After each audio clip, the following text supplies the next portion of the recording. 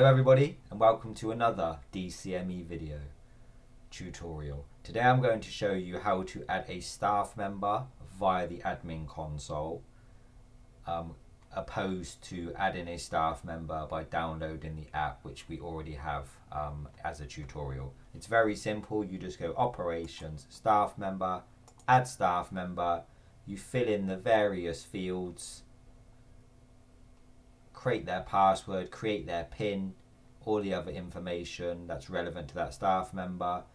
You can add these later. These are not compulsory. Only the items with a red star next to it are mandatory.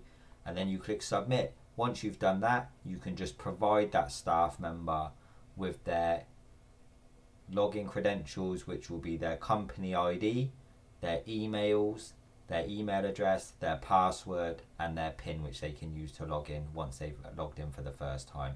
If you're not sure what your company ID is, simply go to the company information option and it will have it listed here. This is one of the mandatory things that the staff need to input to allow them to log into the app. Hopefully this second option to add your staff members will make life a little bit easier for you. And we hope you continue using the app and enjoying the benefits of the DCME app. DCME, Domiciliary Care Made Easier.